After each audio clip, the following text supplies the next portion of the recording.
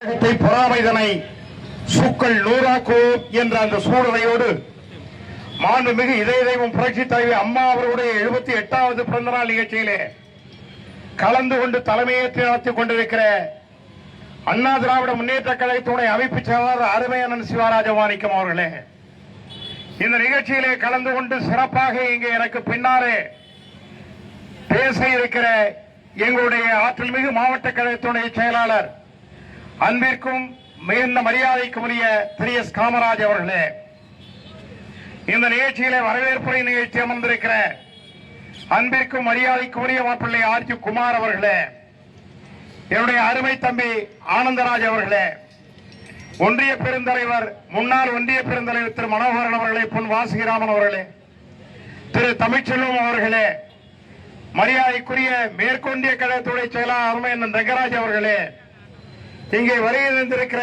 அம்மா மக்கள் முன்னேற்ற கழகத்துடைய தலைமை செயற்குழு உறுப்பினர் அன்பு தம்பி அசோகன் அவர்களே, மரியாதைக்குரிய அம்மா மக்கள் முன்னேற்ற கழகத்துடைய தொழிற்சங்க செயலாளர் அருமைச்சோர் சத்தியமூர்த்தி அவர்களே, மாவட்ட பொருளாளர் மரியாதைக்குரிய அருமை தம்பி முருகானந்தம் அவர்களே, இன்னும் இங்கே வருகை தந்திருக்கிற அன்பிற்கும் மரியாதைக்கும் உரிய அனைத்திந்திய அண்ணா திராவிட முன்னேற்ற கழகத்தினுடைய ஆற்றல் மிகு செயல்வரவர்களே, அம்மா மக்கள் முன்னேற்ற கழகத்துடைய ஆற்றல் மிகு செயல்வரவர்களே, என் அருமை சகோதரிகளே, உங்கள் அத்தனை பேருக்கும் அம்மாவினுடைய 78வது ஆண்டு பிறந்த நாள் விழாவில் என்னுடைய மகிழ்ச்சியை தெரிவித்துக் கொள்கிறேன்.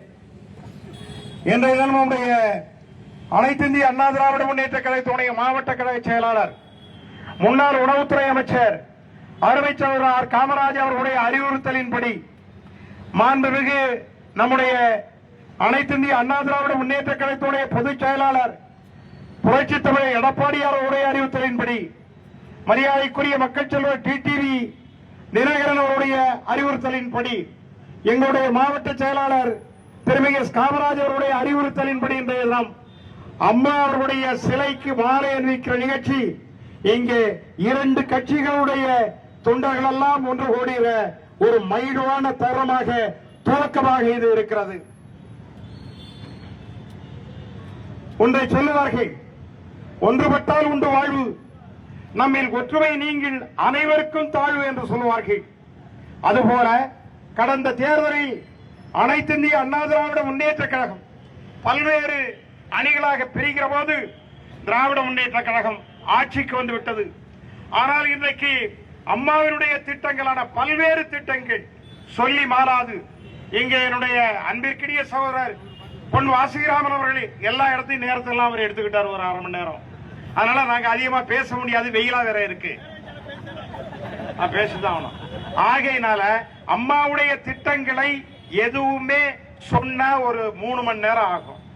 தொட்டில் குழந்தையார் திட்டமாக இருக்கட்டும், சத்துணவு திட்டமாக இருக்கட்டும், தாலிக்கு தங்கம் வழங்குகிற நிகழ்ச்சியாக இருக்கட்டும், அனைவருக்கும் பாடநூல் வழங்குகிற திட்டமாக இருக்கட்டும், ஏழை எளிய மக்களுக்கு +2 படித்தவர்களுக்கு கணனி வழங்குகிற திட்டமாக இருக்கட்டும், அதே போல சைக்கிள் மிதிவண்டி வழங்குகிற திட்டமாக இருக்கட்டும், இது மாதிரி ஒரு திட்டத்தை திமுக ஆட்சியில எப்பாவது கொண்டு வந்திருக்கானுங்களா?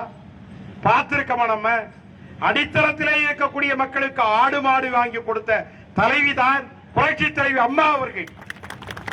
கார் உள்ளளவும் கடல் நீர் உள்ளளவும் அம்மாவினுடைய புகழ் பாடிக்கொண்டிருக்கும் இந்த தமிழ் மண்ணில் பிறந்த தலைவராக இருந்தாலும் கூட இந்திய தேசத்தை ஆட்டுவித்து மத்தியிலே ஆண்டு கொண்டிருந்த பாரதிய ஜனதா கட்சியினுடைய ஆட்சியை 552 பாராளுமன்ற உறுப்பினர்கள் இருக்கக்கூடிய அந்த தமிழ்நாடு இந்திய தேசத்தினுடைய பார்லிமெண்டே கோபப்பட்டு அம்மா அவர்கள் சென்று இந்தியாவிற்கு ஒரு துணை கண்டத்திற்கு ஒரு தேர்தலை ஏற்படுத்தி கொடுத்து அன்றைய தினம் வாஜ்பாயுடைய அரசை கலைத்த பெருமை அம்மாவுக்கு தாரும். நான் இதை எதற்காக சொல்கிறேன் என்றால், ஒரு இரும்பு பெண்மணி இன்றைக்கு நம்மோடு கூட்டணி கட்சியாக இருக்கிறது. மோடி அவர்கள் சிறப்பாக ஆண்டு கொண்டிருக்கிறார்கள். அந்த மோடி எல்லாம் புரட்சி தலைவி அம்மா வீடு நோக்கி வந்தார்கள்.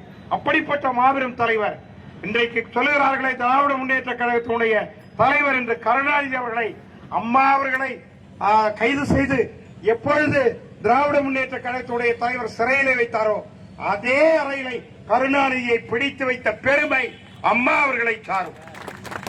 அதே போல இந்துக்களுடைய தலைவர் என்று சொல்லுகிற அந்த சங்கராச்சாரியார் அவர்கள் கொலை வழக்கிலே ஈடுபட்ட போது நீதியோடும் நேர்மையோடும் சங்கராச்சாரியாரை சிறையிலே வைத்த பெருமை அம்மாவை சாரும்.